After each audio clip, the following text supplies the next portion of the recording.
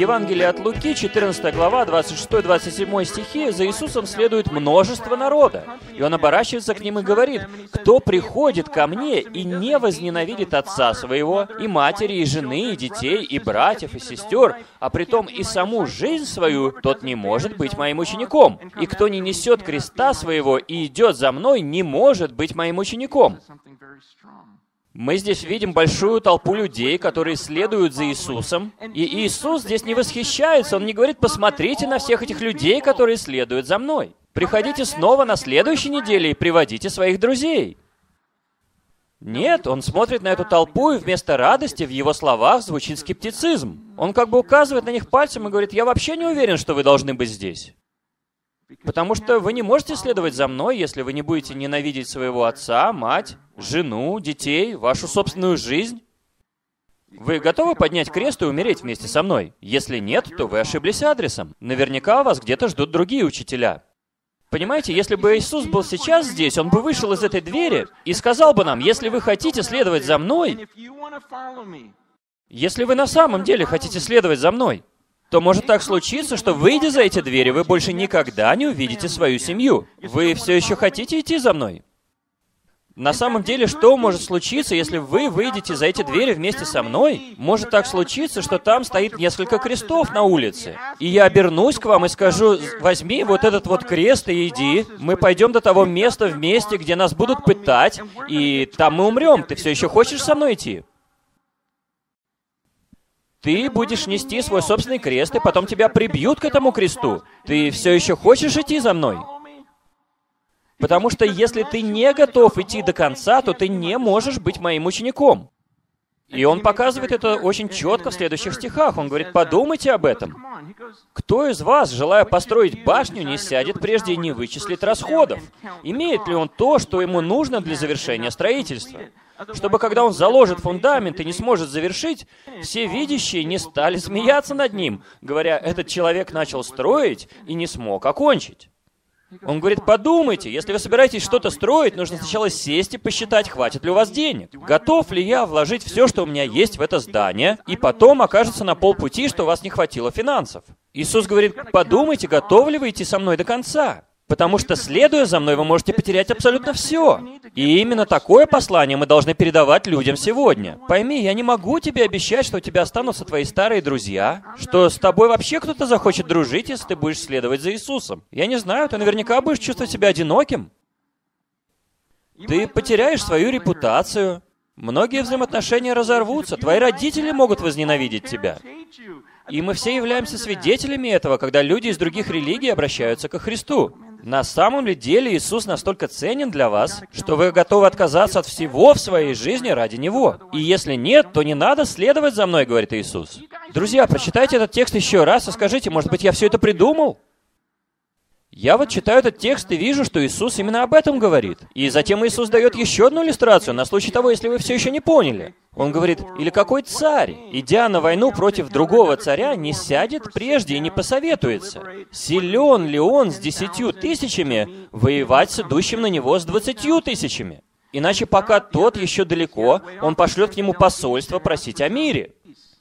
Так и всякий из вас, кто не отречется от всего, что имеет, не может быть моим учеником.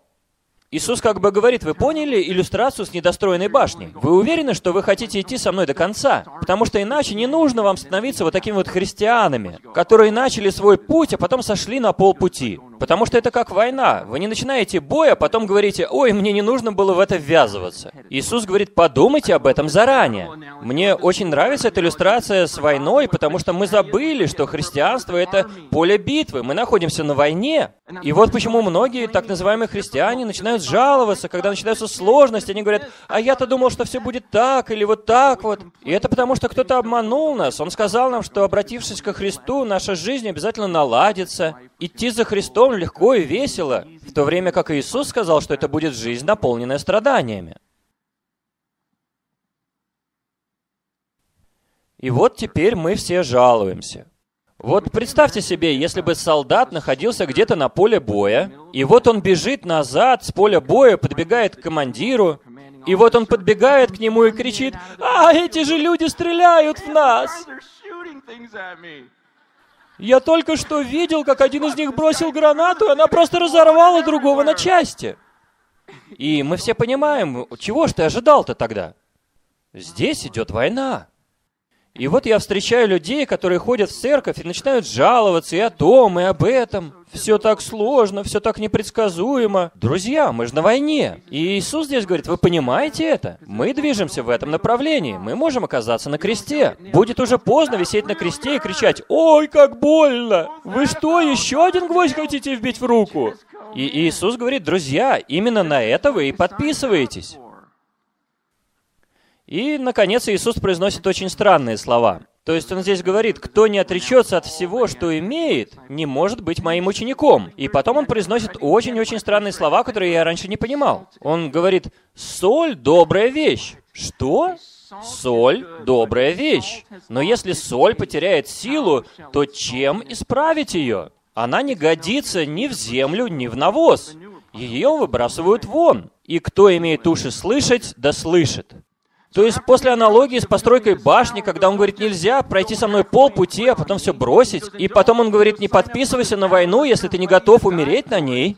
И после этого он говорит, соль – хорошая вещь. И вот я все пытаюсь понять, о чем же он здесь говорит. И вот что он говорит, если соль потеряет свою соленость, то что теперь с ней делать? Это просто такой вопрос. Допустим, у вас есть куча соли, но у нее нет никакого вкуса. Иисус спрашивает, что вы будете с ней делать? Похоже, что с ней вообще ничего нельзя сделать.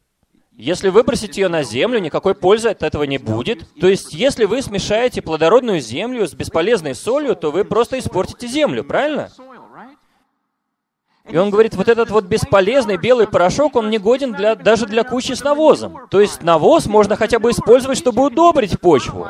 И вот вы берете этот бесполезный белый порошок, кидаете его в навоз, и этим портите даже навоз. И вы уже начинаете понимать, о чем здесь говорит Иисус.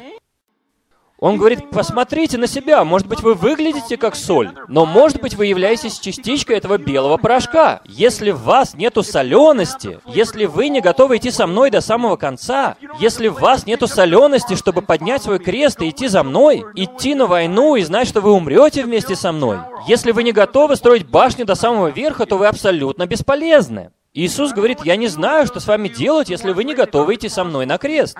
Вы абсолютно бесполезны для меня. Вы как эта безвкусная соль, я не знаю, что с ней делать. В землю не хочется выбрасывать. Более того, вы даже навоз испортите, если вас туда бросить.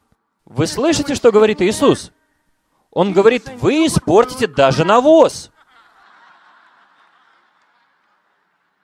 То есть, если у меня есть куча навоза, и вы там встанете, я скажу, уйдите оттуда сейчас же, вы портите мой навоз. Потому что я знаю, где я буду использовать этот навоз, он будет удобрять мою почву. Но вы мне бесполезны, у вас нету посвященности. Вы не готовы идти на крест, вы не готовы строить башню, вы не готовы умирать, вы не готовы отречься от себя, от всего, что у вас есть полностью. Вы мне ни зачем не нужны. Я не собираюсь вас поливать, удобрять. Вы понимаете, к какому решению призывает вас Иисус? Я думаю, мы все это понимаем, когда мы читаем с вами Библию. Прочитайте этот текст сами и спросите себя, что мне теперь делать? И я для вас приведу простой наглядный пример. Предположим, в этом пакетике есть соль. Итак, смотрите, вот это вот настоящая соль. Вот здесь вот я насыплю немножечко настоящей соли. Вот, посмотрите внимательно, здесь вот немножко соли. Это настоящая соль, у нее вкус соленый. Если ее применить куда-то, то все будет соленое. А вот в этом стакане у меня есть много безвкусной соли. У этой соли, которая в стакане, нету никакого вкуса. Хорошо поняли? Есть настоящая соль, а есть безвкусная. И какой человек в здравом уме возьмет вот эту вот безвкусную соль и высыпет ее вот сюда? Смешает ее с настоящей солью. Существует ли какая-нибудь польза от подобного действия? Какая польза от подобного смешения? Ее не существует. Конечно, вы можете ходить и говорить, посмотрите на мою большую кучу. Посмотрите, какая она большая. Нет, вы заметили, какая она большая куча? У меня очень большая куча. Но у вас куча-то чего? И вы знаете, смотря на эту кучу, она мне очень нравится. Мне нравится, когда все замечают мою большую кучу. Посмотрите, что я сделал. И я вам не буду врать, мне нравятся большие толпы людей. И все пастора со мной согласятся. Гораздо интереснее, когда у вас много людей. Приятно видеть большую кучу людей. Я не хочу, чтобы у меня было всего несколько учеников. Я не хочу, чтобы их было всего 12 или еще меньше. Но Иисус говорит, что все должно быть как раз именно так. Потому что, когда Он увидел все эти толпы людей, Он сказал: «Вы для меня абсолютно бесполезны. Я вообще не знаю, что с вами делать. Вы не посвящены мне, вы не готовы идти на крест. Вы не можете быть моими учениками». И наверняка многие из вас задаются вопросом, разве нету разницы между учеником Христа и христианином? Друзья, я такой разницы не вижу. И даже если была разница, Иисус сказал мне идти и делать учеников, которые будут повиноваться всему, что Он учил. И Он не сказал, что если не можете делать учеников, то просто делайте христиан.